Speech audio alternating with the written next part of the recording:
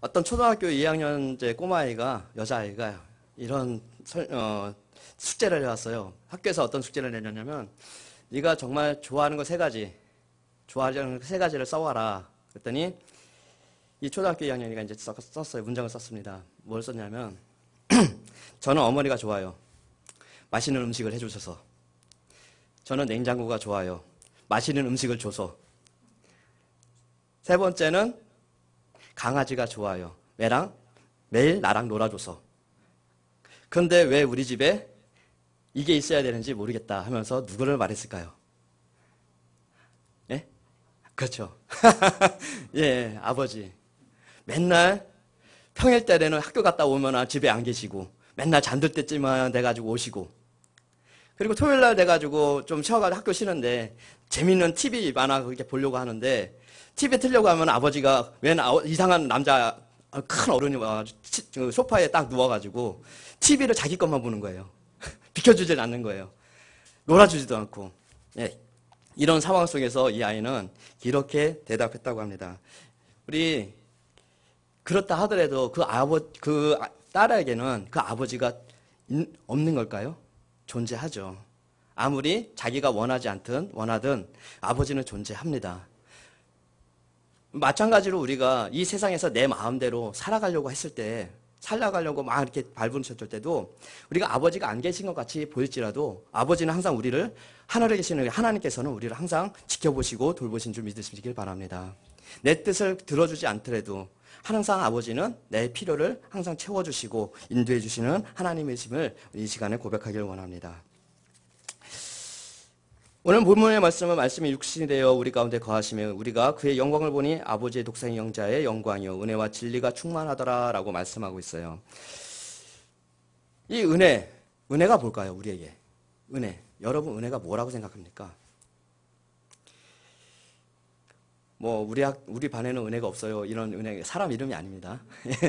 은혜가 아니라 정말 은혜는 값없이 주는 거, 대가 없이 주는 거, 그것이 바로 은혜예요.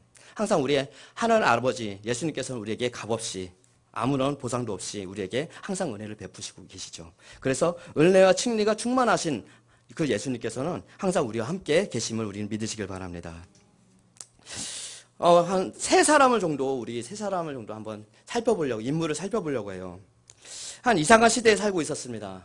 많은 사람들이 자기 뜻과 자기 마음대로 살고 있었어요. 사람들은 자기 뜻대로 결혼도 하고요. 자기가 좋아하는 여자들 자기 이제 아내로 삼고요. 그리고 자기가 먹고 싶은 거, 자기가 하고 싶은 거, 게임 같은 거 막 하고 살았습니다. 그런 시대가 있었습니다. 그런 시대가 어떤 시대일까요?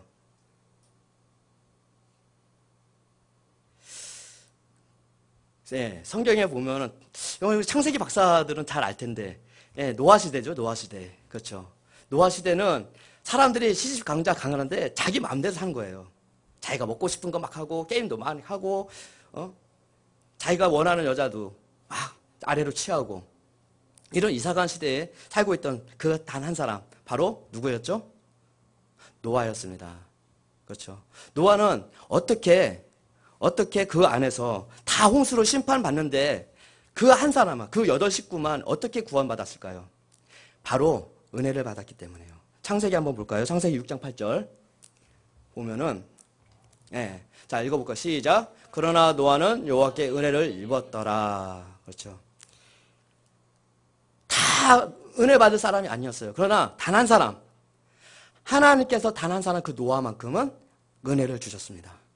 그렇기 때문에 그 은혜를 받은 그 노아는 그 안에서, 그 이상한 시대에서 홀로 그 8식구 가족들이 구원을 받았던 거예요. 은혜를 받은 사람에게는 구원의 선물이 분명하게 있음을 우리는 고백합니다. 우리가 은혜를 받지 못하면 우리에게 구원이 없어요. 그래서 항상 우리는 은혜를 갈망해야 돼요. 그래서 항상 은혜를 끼쳐야 되고 하나님께 은혜를 구해야 됩니다. 두 번째 있습니다. 두 번째는 이상한 세대는 아니에요. 한참 뒤에요. 한참 뒤에. 이상한 가족 사이에서 살고 있었습니다. 이상한 가족 사이에요. 이 막내 아들입니다. 막 꿈을 꿔요. 그리고 꿈 얘기를 막 해요. 그랬더니 그 형제들이 다 미워해요. 아버지도 싫어해요. 이상한 가족이죠. 여러분은 만약에 여러분 자녀들이 이런저런 꿈을 꿔가지고 꿈 얘기를 딱 한다면 그 꿈에 대해서 야 조용히 해! 그렇게 얘기할 부모는 있을까요? 그렇게 얘기할 우리 형제들이 있을까요? 없죠. 이때 당시에는 굉장히 이상했어요. 별일 아닐 것 같은 그런 꿈인데도 불구하고 그냥 대수롭게 그냥 흘려버리면 아이 네가 그런 꿈 꿔봤자 개꿈이야. 그렇게 흘려버려도 됐는데 이 형제들은 그 꿈을 굉장히 싫어했습니다. 그리고 결국은 이 가족에서 그 형제를 막내 아이들을 맨 막내를 다 싫어했죠. 바로 누구죠? 요셉. 그렇죠. 그 요셉은 어떻습니까? 하나님께서 은혜를 받았어요. 그 꿈을 꾸게 하시고 그 꿈을 얘기했는데 그 결과는 그렇게 좋지 않았어요. 형제들에게 죽임을 당할 뻔합니다. 그러다 어떻게 살아났어요. 그래서 살아났는데 그거에도 불구하고 애굽으로 팔려갑니다. 팔려가는 거 좋아요. 이제 보디발에 딱 갔습니다. 보디발 집에 갑니다. 보디발 집에서 종노릇해요. 근데 보디발이 딱 들어보니까 하나님이 함께 하시는 걸 본 거예요. 형통케 하심을 본 거예요. 그래서 자기의 모든 것들 다 요셉에게 맡기죠. 이게 종인데도 불구하고, 종으로 팔려가는데도 불구하고, 승승장구하는 인생으로 바뀔 줄 알았어요. 근데 요셉은 그렇게 잘 나갈 줄 알았는데, 한순간, 누구죠? 보디발의 아내. 그렇죠. 보디발의 아내가 유혹을 하게 됩니다. 유혹을 해요. 근데 그 요셉은 그거를 뿌리치죠. 물론 사람들이 잘 나가면은, 이쯤면 아무도 안 보는데, 이럴 수도 있어요. 아무도 없는데, 지금 CCTV 다 이제 달려있고, 다 이제 보면은 막 그런 좀 조마심이 있지만, 죄성에서 담대해진 사람은 그게 죄인지도 모르고, 한 번쯤이 어때? 두 번, 한 번, 그렇게 하다가 계속해서 죄를 지는데, 요셉은 절대 그거를 거부합니다. 그렇게 하나님 말씀대로 나는 살려고 노력합니다. 나는 이거 절대 못해요. 그리고 거기 그 자리를 빡쳐 나갔습니다. 그러면은 잘했구나. 너 종으로서의 너의 역할을 다 했구나. 칭찬받을 줄 알겠죠. 그런데 그 이상은 그렇지 않아요. 억울하게 누명을 씌워서 감옥에 가게 돼요. 그 인생은 그렇게 평탄하지가 않습니다. 감옥에 갔습니다. 그런데 감옥에 갔는데도 요셉은 어떻게 됩니까? 간수장에 의해서 은혜를 받게 해요. 그래서 간수장이 그에게 모든 것을 다 맡깁니다.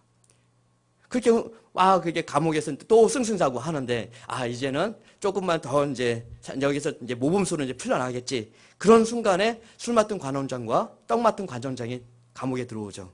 그래서 그들도 마찬가지로 풀어주면서 당신들이 만약 여기서 술 맡은 관원장이요. 당신이 만약에 여기서 풀려나면은 내가 이 억울한 것을 바로에게 얘기해서 나를 좀 살려달라. 나를 감옥에서 꺼내달라. 그렇게 요청을 합니다. 근데 풀려날 줄 알았죠. 그런데 웬걸 1년이 지나서도 깜깜무소식입니다. 술 맡은 과정이 잊어버린 거예요. 아니 어떻게 그럴 수가 있어요? 그렇죠? 아니 그렇게 자기가 꿈도 풀어주고 직위도 다 회복시켜줬는데 그 은혜도 모르고 말이야. 어떻게 그 은혜를 잊어버리고 더 1년 동안 그냥 잊어버리고 그렇게 살아요. 근데 요셉은 그거에 대해서 원망하지 않아요. 결국에는 1년 후에 이 바로가 꿈을 꾸죠. 그리고 나서 이제 술 맡은 관원 이제 꿀맛 해석을 할 수 있는 모든 사람들 다 불러가지고 막 그거 부탁하는데 그때 술 맡은 관원장이 그거 이제 기억을 합니다. 그때 감옥에 있었을 때 그 요셉이란 사람이 있었지. 그 얘기를 해보자. 해서 주의를 술 맡은 관원장이 바로에게 그 얘기를 합니다. 그리고 바로 요셉을 꺼내주게 되죠. 그리고 그 요셉을 통해서 그 꿈의 해몽을 맡깁니다. 그렇게 해서 그 요셉은 그때로부터 애굽의 총리가 돼서 정말 하나님의 은혜를 충만하게 받는 그런 놀라운 은혜, 기적과 같은 일들이 일어났죠. 하나님께서 그와 함께 하시고 그와 함께 하신 것을 누구를 통해서 보게 합니까? 바로 왕을 통해서, 그리고 그 팔려왔을 때 보디발의 그 눈에서 요셉의 형통하심을 보게 하십니다. 요셉은 하나님의 은혜를 받았어요. 받았기 때문에 보디발의 아내 유혹에도 물리칠 수가 있었고, 그 감옥에서도 억울하게 있음에도 불구하고 꿋꿋하게 그 감옥에서도 누구 하나 원망하지 않고 하나님의 말씀을 지키면서 신실하게 행동했던 그 요셉의 모습을 볼 수가 있습니다. 우리는 뭔가 조금만 잘못되고 뭔가 조금 내가 상황이 악화되면은 바로 원망과 불평이 나올 수가 있어요. 누구를 공격할 대상을 찾게 되고 그를 시기하고 투정하고 그 사람을 나쁘게 말하고 우리 입술은 그렇습니다. 그러나 하나님을 믿는 하나님의 은혜를 체험한 그 요셉은 결코 그 사람은 결코 남을 탓하지 않았어요. 오직 하나님의 은혜를 더 갈망했던 것을 볼 수가 있습니다. 또 한 사람이 있었습니다. 또 한 사람이 뭐냐면 8번째 아들이에요. 8번째 아들. 한 선지자가 왕으로 기운 부으려고 이새야 집에 갑니다. 그리고 아들 다 불러오라고, 다 내려오라고. 근데 이 아버지는 아들 다 불러왔어요. 7명의 아들을 불러왔습니다. 그런데 단 한 사람 누구를 안 데려와요? 다윗, 8번째 아들, 막내 아들 다윗은 불러오진 않았어요. 아예 생각조차 안 합니다. 생각조차 안 해요. 어떻게 그런 아버지가 있겠어요? 열 손가락 다 까물어도 안 아픈 손가락이 있는데, 그 손가락은 이게 깨물어도 안 아픈가요? 마비된 손가락인가요? 그 8번째 아들은 까맣게 잊어버리고 7번째 되는 아들까지 다 사무엘 앞으로 다 데려와요. 그러면서 첫째 엘리야분을 데려오면서 과연 이 아들이 왕이 될 사인가요? 사무엘도 딱 보여요. 딱 봤을 때 내가 보기에는 인간의 눈을 보기에는 굉장히 멋있고 늠름하고 굉장히 왕 같은 그런 모습이 보인 거예요. 그래서 기름 부으려고 했을 때 누가 막습니까? 하나님이 막죠. 하나님이 막습니다. 네가 보는 눈으로 보는 건 다가 아니다. 나는 뭘 본다고 해요? 중심을 본다고 했어요. 중심을 보느라. 여호와 하나님은 중심을 본다고 했어요. 외모로 판단하지 않는다고 했어요. 두 번째 아들 데려와요. 아비나답 데려오는데요. 이 알려요. 딱 삼마 데려옵니다. 아니에요. 7번째까지 다 데려오는데 아니라고 해요. 사무엘은 지쳤습니다. 그리고 다시 묻습니다. 다 아니라고 하는데 아들이 이것밖에 없습니까? 당신 아들 다 이거예요? 묻습니다. 그때서야 이새는 막내 아들을 생각하죠. 지금 막내 아들은 지금 어디 있습니까? 다윗은? 양치러 나가 있어요.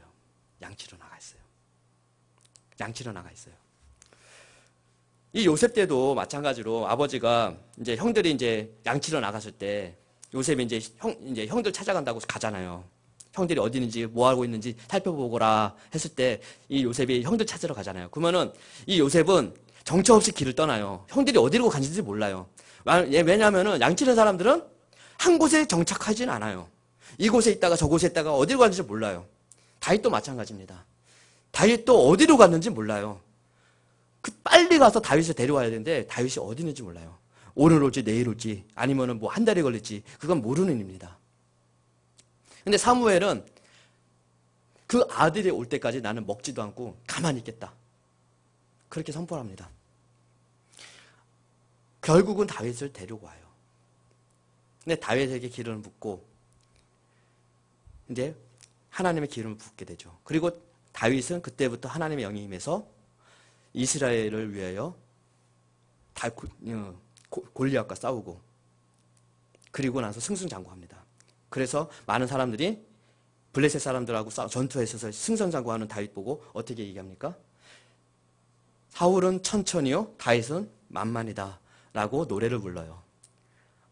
사울의 귀에 이게 안 좋은 거예요. 그렇죠? 둘이 봐봐요. 우리 필립이하고 또 예진이하고 이제 둘이 이제 형제예요. 그러면은 형제라고 생각하면 이제 누군가 같이 있어요. 그런데 누군가는 막 높여요. 누군가는 얘기를 안 해요. 막 높이질 않아요. 그러면 어떨까요? 마음속에 시기심이 일어나죠. 그렇죠? 사울도 마찬가지예요. 시기심이 일어납니다. 다윗은 그 소리를 듣고 기분이 좋았죠. 그러면은 사울도 그걸 인정해 줄 줄 알았어요. 사울도 마찬가지로 자기를 좋아했거든요. 그때까지만 해도 네가 수금 타는 소리를 들으면 내가 병이 다 낫는 것 같다 하면서 내 옆에 있어라.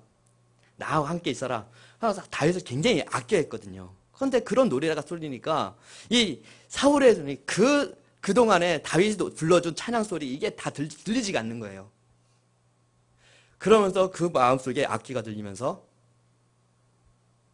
이게 다윗을 죽이려고 합니다. 다윗은 그런 상황에서도 하나님께 은혜를 받았어요.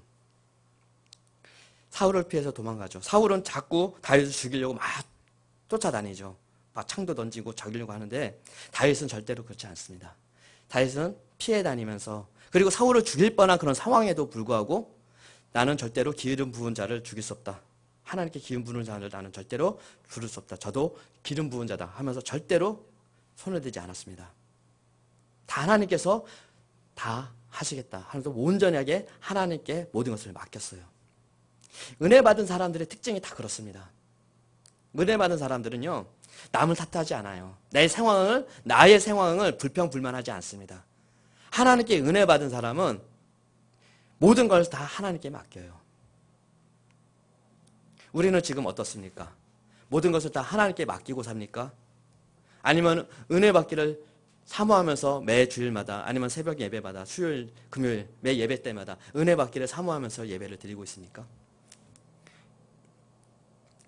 우리는 예배 시간뿐만 아니라 모든 삶 속에서 하나님의 은혜를 구해야 될 줄 믿습니다. 은혜를 받아야 돼요. 우리가 은혜 없으면 이 세상에서 살아갈 수가 없어요. 물론 나에게 선물, 이게 우연찮게 복권이 당첨돼가지고 재물이 들어왔어요. 우연찮게 뭔가 직장에서 승급이 됐어요. 이건 아무것도 아니에요. 내가 은혜 속에서 살지 않으면은 그건 아무것도 아닙니다. 더 불안해하고 더 얻으려고 하고 더 욕심이 생기고 그럴 수밖에 없어요. 하나님께서 우리에게 은혜를 주셨어요. 말도 못하는 은혜를 주셨죠. 모든 사람에게 다 믿지 않은 사람들에게 다 부어주신 은혜. 그건 일반 은총이라고 합니다. 일반 은총. 비도 내려주시고요. 날씨도 주관하시고요. 우리가 살아갈 수 있는 모든 필요한 환경을 다 조성해 주시는 거. 일반 은총이라고 하죠. 그 은혜 속에, 우리 은혜 속에서 살고 있어요. 우리 믿는 사람이나 믿지 않은 사람이나 하나님의 은혜를 다 경험하고 있습니다. 그러나 우리가 16절 보면은 우리가 다 그의 충만한 데서 받으니 은혜 위에 은혜로라 라고 말하고 있어요. 그것이 무엇을 뜻할까요? 우리가 하나님께 받은 일반 은총 위에 더 특별한 은혜를 우리에게 주셨다는 거예요. 그게 누구죠? 예수 그리스도예요. 예수님을 우리에게 보내주셨다는 거예요. 많은 사람들이 자기 마음대로 살아갈 수도 있어요. 일반 은총 속에서 살아가니까. 내 마음대로 살 수 있어요. 그런데 그렇게 내 마음대로 살면은 우리 속에 뭐가 자라날까요? 죄악이 살아갈 수밖에 없어요. 죄성이 나타날 수밖에 없습니다. 내가 싫어하면 남을 죽이고 내가 좋아하면은 도박이나 이런 거에 빠져버리고 마약에 이런 거 빠져버립니다. 온전히 내 중심밖에 살 수밖에 없어요. 하나님이 태초에 아담을 지으셨을 때 하나님께서는 어떤 관계를 맺으셨고 하나님께서 우리 아담과 인간과의 관계는 불가항력적인 관계를 맺으신 거예요. 하나님을 선택한 게 아니라 하나님께서 아담을 택하셔서 아담을 지으신 거예요. 우리는 선택하지 않아요. 여러분들이 태어났을 때 우리가 아버지, 엄마 선택해서 태어날 수 있어요? 없잖아요. 태어나 보니까 엄마, 아빠인 거예요. 마찬가지예요. 아담도 지으실 때 하나님인 거예요. 그 관계 속에서 우리는 살아가고 있어요. 그 관계가 뭐 때문에 끊어졌죠? 죄 때문에 끊어졌잖아요. 너하고 나하고의 관계 속에서 절대로 해서는 안 될 반요 뭐냐? 내 명령을, 내 말을 너는 지켜야 된다. 그것만 해라.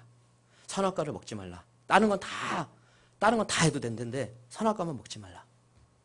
근데 그 유혹을 물리치지 못하고 죄를 범하잖아요. 그래서 하나님과의 관계가 단절됐잖아요. 이 단절된 관계 속에서 우리는 죄성에서 헤어날 수가 없어요. 다 죽을 수밖에 없는 인생으로 우리는 살아갈 수밖에 없는 인생인 거예요. 그런데 일반 은총 속에서도 그런 일반적인 은혜 속에서도 우리에게 특별하게 은혜를 더 주신 것은 예수 그리스도예요. 예수님을 우리에게 보내주셨잖아요. 오직 구원의 길, 단 한 가지의 구원의 길, 예수 그리스도를 믿음으로써 우리가 구원을 받은 거 믿으시기 바랍니다. 예수 그리스도가 우리에게 은혜인 거예요. 우리는 은혜 속에 살고 있습니다. 그런데 뭐 더 큰 은혜를 우리는 더 갈망할 거예요. 그건 욕심일 수밖에 없어요. 뭔가 조금 더 물론 필요한 거 있겠죠. 우리가 이 땅에서 살아가려면은 뭔가 더 필요하고 뭔가 더 하려고 뭔가 더 이제 있어야 되는 그런 것들이 있습니다. 그것보다 더 중요한 건 예수 그리스도. 예수님만을 내 마음속에 모시는 거. 그것이 나의 은혜이기를 주님이는 소망합니다. 그래서 17절에 보면 율법은 모세로 말미암아 주어진 것이요 은혜와 진리는 예수 그리스도로 말미암아 온 것이라라고 말씀하고 있잖아요.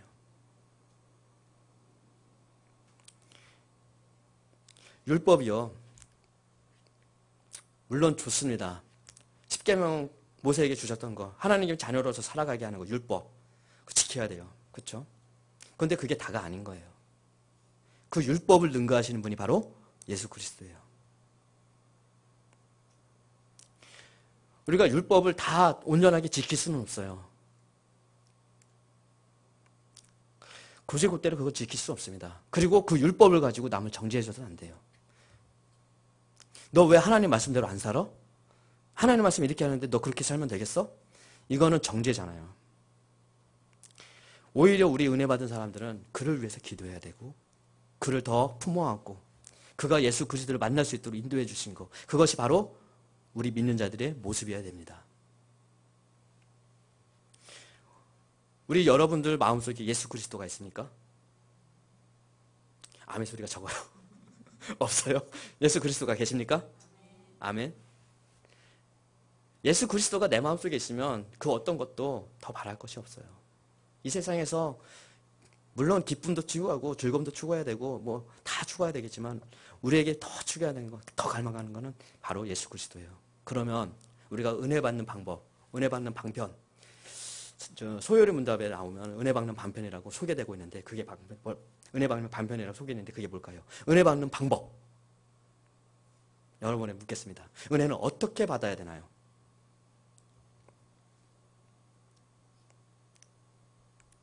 은혜는 어떻게 받죠? 잘.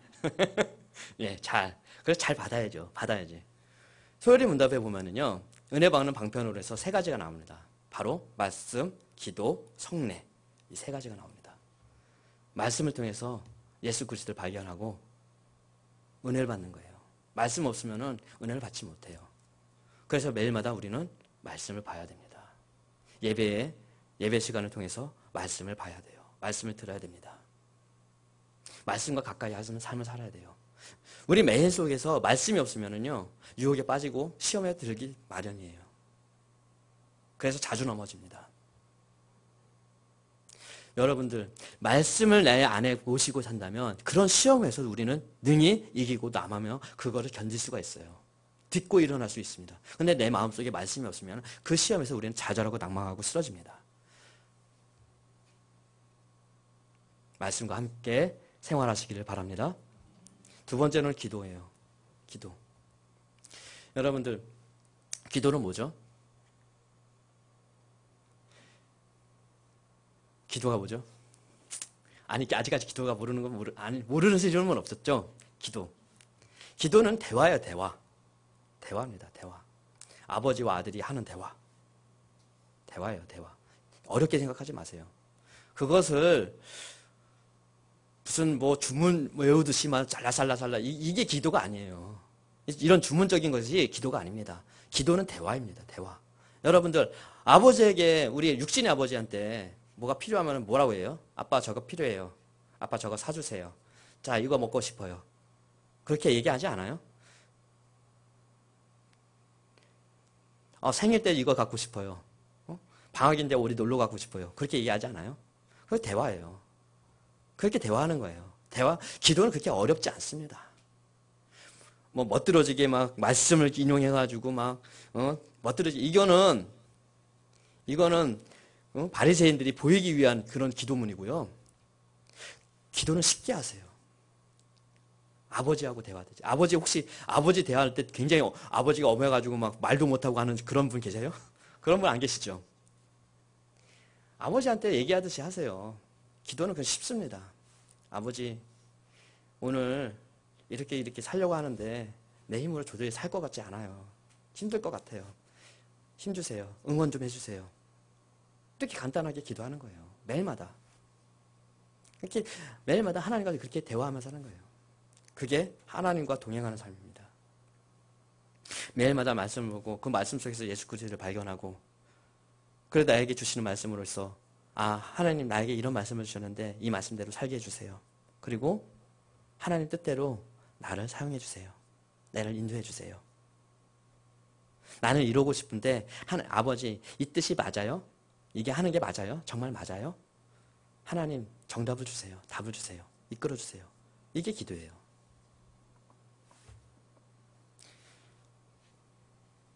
이런 말씀과 기도로 거룩하여지니라 라고 말씀했죠. 이게 거룩한 삶의 모습이에요. 믿는 사람들은 이런 거룩한 삶으로서 사는 거예요. 그리고 세 번째는 성례. 성례는 뭐냐면 성찬과 그 다음에 세례입니다. 성찬과 세례. 아직 세례 받지 못한 우리 봉준형제 아직 있죠? 예. 세례 받는 거 두려워하지 마세요. 세례를 꼭 받으세요. 하나님의 자녀로 인쳐주는 거, 교인이 되는 거, 그 첫 번째 관문이 세계인데, 물론 물로 세례를 받지만 하나님께서 주시는 성령의 세례가 있어요. 그런 세례, 그 간절히 원하세요. 그리고 성찬, 우리 빛과 소금 교회에서 성찬 언제 하죠? 매월 첫째 주 하죠. 성찬에 꼭 참여하세요. 성찬은 그냥 우리 교회는 맨날 한 달에 한 번씩 해. 이제 그만했으면 좋겠어. 맨날 하니까 식상해. 이렇게 생각하는 분 없죠? 예, 그렇게 생각하면 안 돼요. 성찬은요, 매 주일마다 하는 게 좋아요. 예수 그리스도를 기념하는 거. 그거 좋습니다. 성찬은 매 주일마다 하는 게 좋아요. 어떤 교회는 1년에 한 번, 두 번, 아니면 세례 있을 때만 할 때 그렇게 하는데, 물론 교회마다 다 사정은 있어요. 그렇지만 성찬은 항상 예수 그리스도를 기념하는 거기 때문에 그 성찬을 참여함으로써 내 속에서 있는 죄를 회개하고 다시 예수 그리스도를 모셔드리는 그런 예식이기 때문에 성찬을 하는 게 좋습니다. 그래서 성찬에 있는 그 주간에는 한 분도 빠지지 말고 다 예배에 나와서 예수 그리스도를 모시고 기쁨으로써 믿음으로써 승리하는 저와 여러분이 되기를 주님으로 축복합니다. 마지막에 보면은 은혜 받는 성도들이 있어요. 은혜 받은 성도. 사도행전에 보면 은혜 받은 성도 있습니다. 베드로. 첫 번째로 베드로. 베드로는 어떻습니까? 예수님을 부인했죠. 예수님을 세 번이나 부인했습니다. 그리고 예수님을 떠났죠. 근데 예수님께서는 그에게 은혜 주셨어요. 다시 찾아오셨잖아요. 내 양을 치라, 내 양을 먹이라. 그에게 다시 한번 사명감을 불러일으켰어요. 은혜를 주셨어요. 그랬더니 사도행전에 보면 베드로가 어떻습니까? 사도행전 2장 37절, 47절에 보면, 그래 보니까, 베드로가 설교합니다. 뭐라 합니까? 그들이 이 말을 듣고 마음에 찔려 베드로가 다른 사도에게 입으로 이르되, 형제들아 우리가 어찌할꼬 하거늘. 베드로가 담대하게 예수 그리스도를 선포합니다. 담대하게 예수 그리스도를, 자기가 받은 은혜가 있기 때문에 그 담대하게 예수 그리스도를 선포할 수가 있는 거예요. 담대하게 예수 그리스도를 선포했을 때 반응이 어떻습니까? 우리가 어찌할꼬 마음에 찔림을 받은 거예요. 어떻게 해야 됩니까? 어떻게 해야 우리가 구원을 받을 수 없습니까? 어떻게 해야 내 죄를 씻으심 받을 수 있습니까? 이런 반응이 오는 겁니다. 은혜 받는 사람이 담대하게 예수 그리스도를 선포하면 이런 반응이 와요. 전도 어렵지 않습니다. 내가 은혜 받으면 다행히 이런 반응이 와요. 어떻게 구원받는데요? 어떻게 하면 예수 그리스도를 믿을 수 있습니까? 반응이 옵니다. 내가 먼저 은혜 받아야 돼요. 그래서 우리가 은혜에 충만하게 거하기를 원합니다. 그리고 그 은혜 받은 사람들이 어떻게 합니까? 하나님을 찬미하며 또 온 백성에게 칭송을 받으니 주께서 구원받는 사람을 날마다 더하게 하시니라. 은혜 받은 사람은 날마다 성전에 모이게 돼 있습니다. 날마다 모여서 날마다 하나님을 찬양하고 날마다 하나님을 예배해요. 은혜 받은 사람들의 모습입니다. 특징이에요. 우리 빛과 소금 교회 우리 모든 성도 여러분, 이런 삶으로서 하나님께 나아가길 원합니다. 아멘. 그래서 요한계시록 마지막 절에 보면은 뭘로 끝납니까? 요한계시록 22장 21절. 뭐라고 끝납니까? 주 예수의 은혜가 모든 자들에게 있을지어다. 그렇죠? 성경에 처음부터 하나님과의 관계를 맺어가면서 마지막에 무엇을 주십니까? 은혜가 모든 자에게 있을지어다 하고 아멘으로 끝나요. 성경 마지막에도 은혜를 갈망하라고 분명하게 제시하고 있어요. 은혜를 받으라고.